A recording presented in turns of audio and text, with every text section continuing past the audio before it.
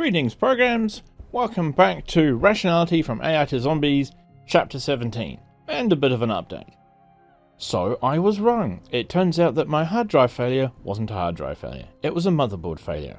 And I found this after it wiped out one hard drive, then another hard drive, and possibly a video card.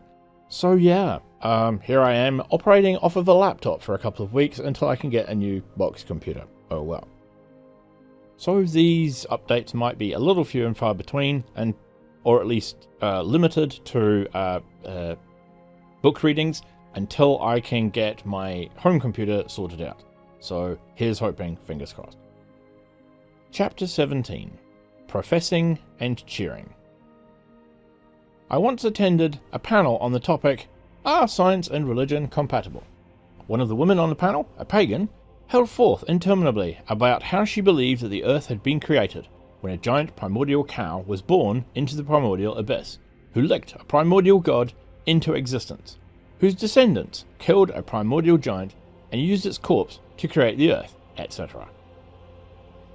The tale was long and detailed, and more absurd than the earth being supported on the back of a giant turtle, and the speaker clearly knew enough science to know this.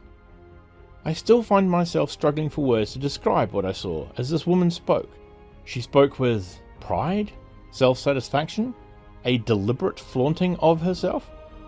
The woman went on describing her creation myth for what seemed like forever, but was probably only 5 minutes. The strange pride, satisfaction, flaunting clearly had something to do with her knowing that her beliefs were scientifically outrageous. And it wasn't that she hated science. As a panelist, she professed that religion and science were compatible. She even talked about how it was quite understandable that the Vikings talked about a primordial abyss given the land in which they lived, explained away her own religion, and yet nonetheless insisted that this was what she believed, she said, with peculiar satisfaction. I'm not sure that Daniel Dennett's concept of belief in belief stretches to cover this event. It was weirder than that.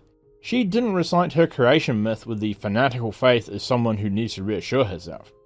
She didn't act like she expected us, the audience, to be convinced, or like she needed our belief to validate her. Dennett, in addition to suggesting belief in belief, has also suggested that much of what is called religious belief should really be studied as religious profession. Suppose an alien anthropologist studied a group of postmodernist English students who all seemingly believe that Walkie Wilkinson was a post-utopian author. The appropriate question may not be, why did the students all believe this strange belief?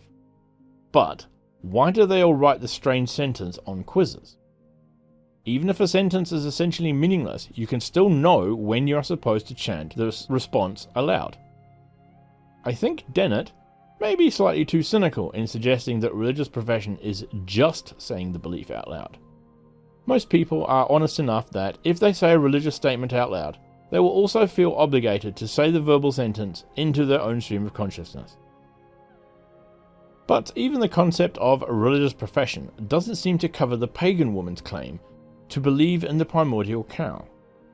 If you had to profess a religious belief to satisfy a priest, or to satisfy a co-religionist, heck, to satisfy your own self-image as a religious person, you would just have to pretend to believe much more convincingly than this woman was doing. As she recited her tale of the primordial cow with that strange self-flaunting pride, she wasn't even trying to be persuasive. She wasn't even trying to convince us that she took her own religion seriously. I think that's the part that so took me aback. I know people who believe they believe ridiculous things, but when they profess them, they'll spend so much more effort to convince themselves that they take their belief seriously. It finally occurred to me that this woman wasn't trying to convince us, or even to convince herself. Her recitation of the story wasn't about the creation of the world at all. Rather, by launching into a 5-minute diatribe about the primordial cow, she was cheering for paganism. Like holding up a banner at a football game. A banner saying, "Go Blues," isn't a statement of fact, or an attempt to persuade. It doesn't have to be convincing. It's a cheer. That strange flaunting pride It was like she was marching naked in a gay pride parade. Not that there's anything wrong with marching naked in a gay pride parade. Lesbianism is not a thing that truth can destroy.